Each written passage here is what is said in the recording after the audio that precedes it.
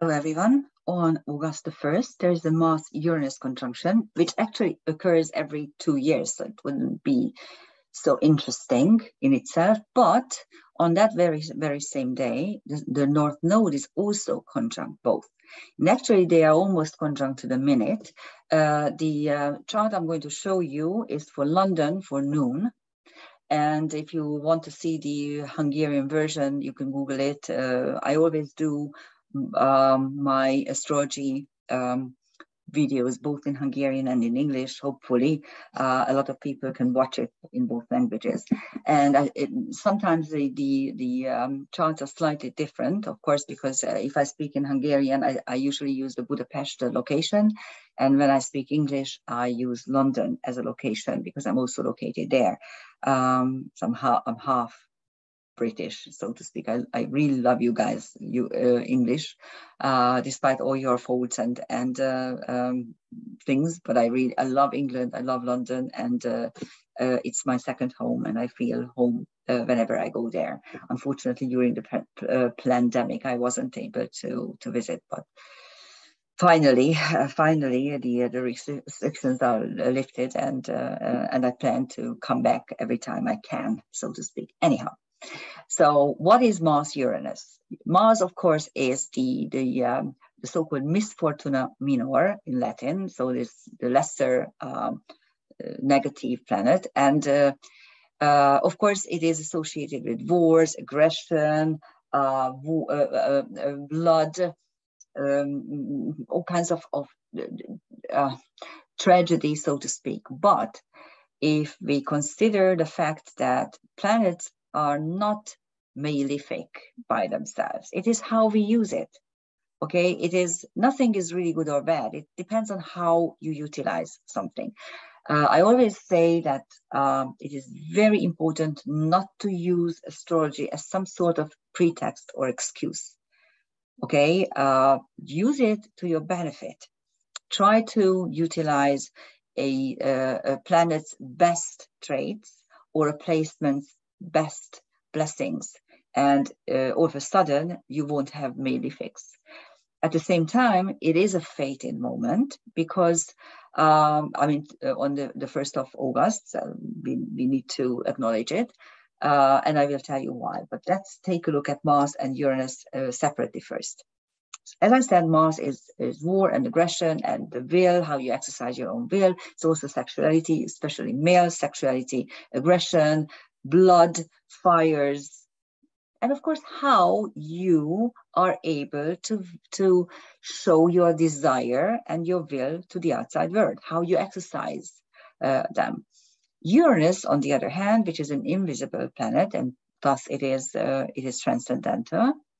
It denotes chaos, it denotes change, but also freedom urges, chaos, anarchy. It is if Mars is the archetype of the Grail Knight or the warrior, then Uranus is the archetype of the anarchist. And when the two are joining in any kind of aspect, it describes how free will is operating. Obviously, if you see it in a square, that is not a very nicely flowing free will. If it's a trine or a conjunction, then that particular moment or that particular person does have free will. So at the moment, we do have free will. On the other hand, the North Node describes our destiny choices. And in every 18 years, for 1.5 years, it is in Taurus. The North Node in Taurus describes our task to create stability, harmony, security, financial, and in any other situation, also to be creative, to feel good about the physical world, to enjoy the senses, to enjoy everything that the earth can provide for us. The problem is that Uranus is also in Taurus and, of course, disrupts this feeling.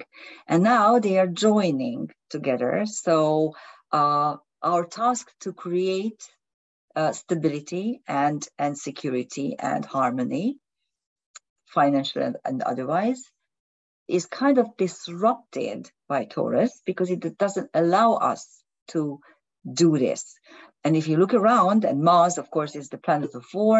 Now we have a war inflation. We also have a war situation here in Europe. Have we ever thought that there can be a war in Europe?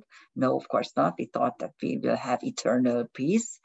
And of course, reality is always blowing in our faces, and the history is repeating itself constantly, and we never learn from it. So that's something. What did Einstein say? That there are two things that are immensely great, and one is the universe. Doesn't have limits. They don't have limits. The universe and human stupidity, and you can see this very brightly. But anyhow, Mars Uranus is about free will, and the North Node is about our ability to create something as a destiny choice. And let's take a look at the chart I put together for you. Here it is.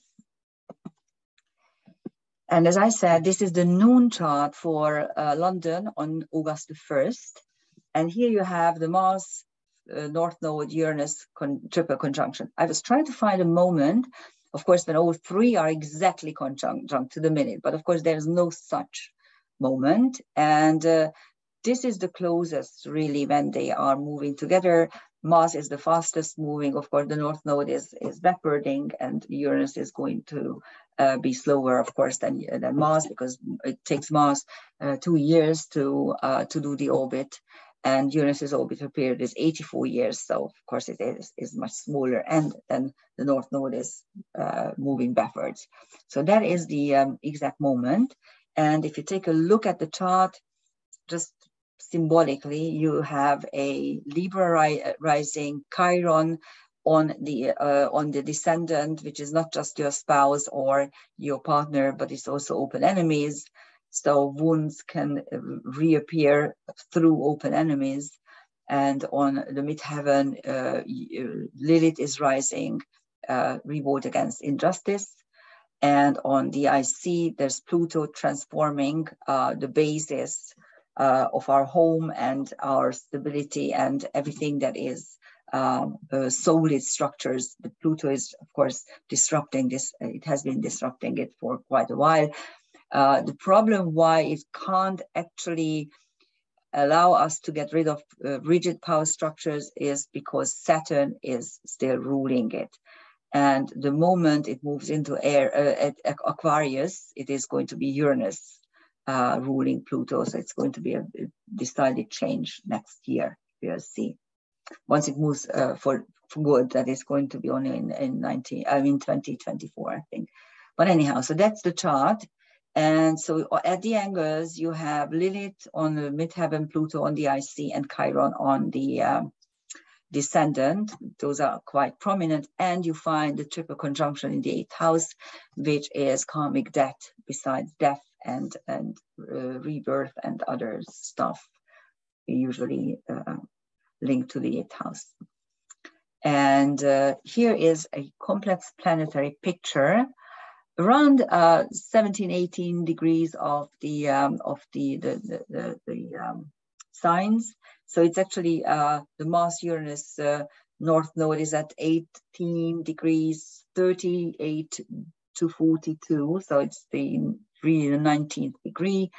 And you find the ascendant, descendant, Chiron, Juno and Astrea is a little bit wider. It's closer to 20 degrees, but Venus is at 17 and change, something like that, on the 18th degree anyhow. So what do we have? We do have a cardinal T-square involving the ascendant, descendant, and Venus. If you have this in a chart, in a person's chart, it usually it describes a dilemma. Who do I love more? Do I love myself or my partner more? Here you have the Chiron square, of course, which means the wounds are not just associated with wars and aggression and fire and things like that, which we normally label for Chiron in Aries, but also Venus. Venus Chiron is what Judy Hall labeled as love hurts. but at the same time, it has this desire to immediately heal it. How can we heal it? How can we heal this wound?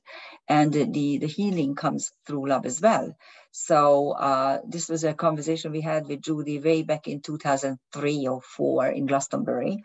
Of course, she coined this term, love hurts, for Chiron Venus. I myself have a Chiron Venus. So I told her that, okay, fine, but give us some sort of future perspective, please. And then she looked at me and she said, okay, love needs to be, love has healing properties. So love hurts, yes, but love also has healing properties.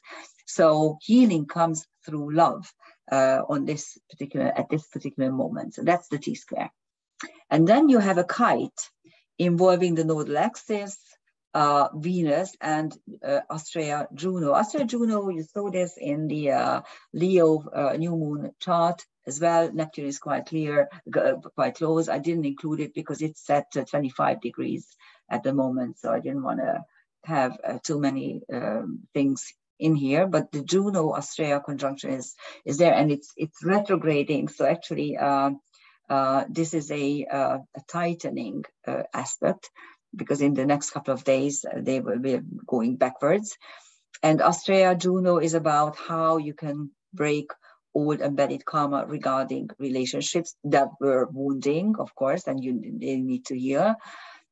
Through love, of course, the Venus-Juno water trine is beautiful because it's the lover and the spouse through emotions. So that's really beautiful.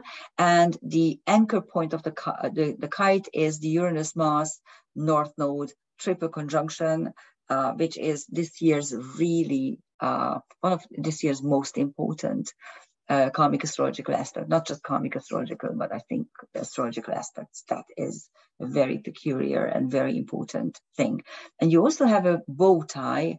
What I call bow tie is when we have a configuration that is very, very similar to a mystic rectangle, but it is not made up by sextiles and trines.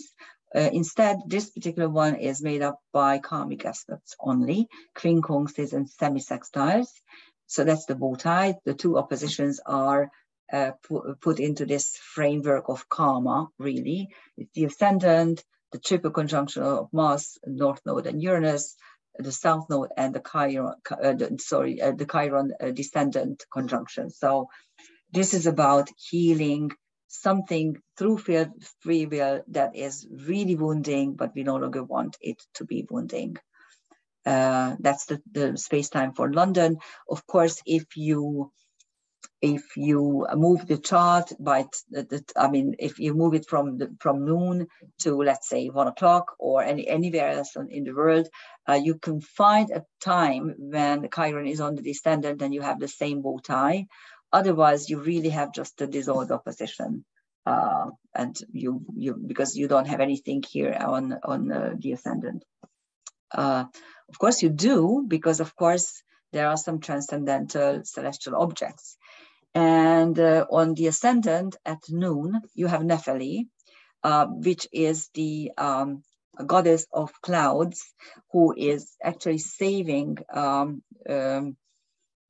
Hera from being raped when Ixion is being invited by Zeus. Ixion is the first documented psychopath who is killing his own father-in-law because he doesn't want to pay for her, for his some sort of bride money is involved, and he is unwilling to pay. Instead, he kills him. But of course, no one has committed such a crime yet. And if there's no crime, there's no retribution, and so he doesn't get absolved. And Zeus finds this sad occasion, and he invites him to the Mount Olympus, where he reciprocates the favor by trying to rape Hera. So he's a true psychopath.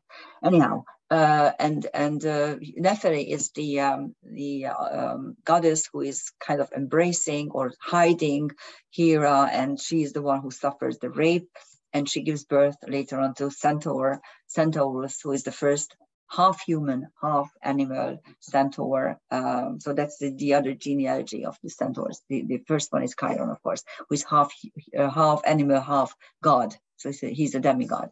So Nephili is rising, which shows that there's some sort of sacrifice and rape involved in the space-time moment. Mars Uranus is always quite harsh. It's how you exercise your free will. Literally, it's Mars Uranus is about free will, because Mars is your will and Uranus is about freedom. And the North Node is about your destiny choices at the moment. And this gets a quincunx on the ascendant and Nephili. On Venus, you have Avicenna and Sappho. Sappho is not just linked to homosexuality, that's one aspect of it, but it is also linked to unrequited love and some sort of